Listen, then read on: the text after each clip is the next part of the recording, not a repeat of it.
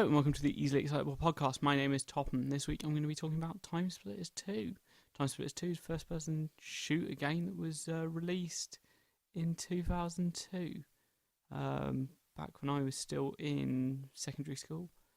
And it was a really interesting game. So it was a first-person shooter, probably the first one that I played properly. You really utilised the twin sticks that were on the PS2 controller. I played it on PS2. And just generally had a great old time with it. There was a campaign to it. It's 10 levels where you got to follow Timesplitters throughout time because they'd gone through time portals, and you just need to go through, recover the crystals, and take out the Timesplitters. But when you played on higher difficulties, the levels got longer, and there were more things to do in each of the levels. And yeah, because there was like an easy mode, a normal mode, and a hard mode, or something akin to that. And as you up the difficulty, the levels got longer, and yeah, generally everything got a bit more lethal as well, which was quite a challenge. The other side of it was there was an arcade mode where you could play with friends, but there was also like a single player arcade mode where you'd be put up against bots and had to complete certain challenges, which was like the large majority of the time I spent playing the game. I spent trying to complete those challenges. I know that I didn't complete all of them. I was like I had like 10 or something left to do. It wasn't many, but I just couldn't get past, and like you needed to do them sequentially as well. So if you got stuck on one, you were stuck on that one until you cleared it.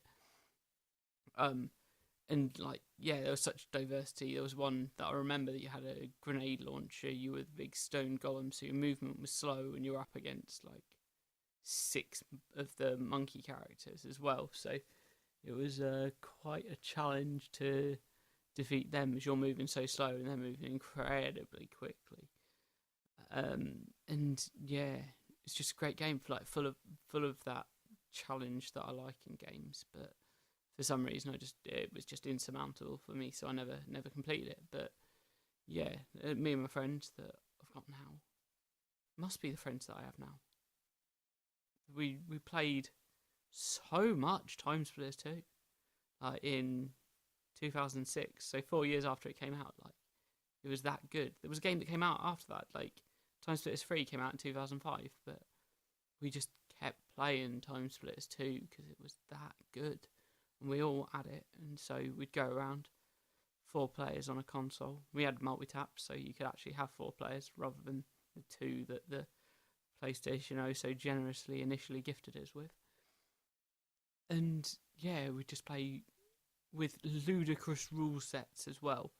You could just come up with things. You could build your own levels, so you just put these levels together and see what would happen. But yeah, it was so much fun stuff to do in that game, and it was just an absolute blast. That's why it's probably one of my favourite games of all time. It's just a delight to play. I don't know how well it would hold up nowadays, because to actually move the camera around, you'd need to like hard tilt the stick, because if you only like went halfway, you'd just move the crosshairs of where the gun's pointing in the frame that you've got, and that's much different to like how first person shooters at the moment go. So if you move the stick, no matter how intense you move the stick, like it moves the whole like frame that you're looking through, whereas that wasn't the case with Timesplitters 2. But yeah, like it was developed by the guys that originally did GoldenEye for the N64, like Rare, and who became Free Radical. And so like, yeah, there's just I don't know, it was so well put together, and obviously the team who put GoldenEye together did that well. Actually, that kind of suffers the same problem in that you've got like moving your sticks around, and you've got to then aim with that. But yeah, it was also all controlled by one stick. Like the movement in that game was terrible.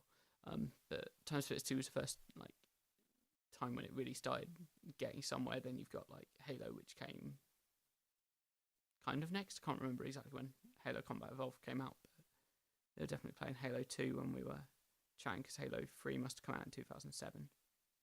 2007, 2006? I can't remember, but yeah.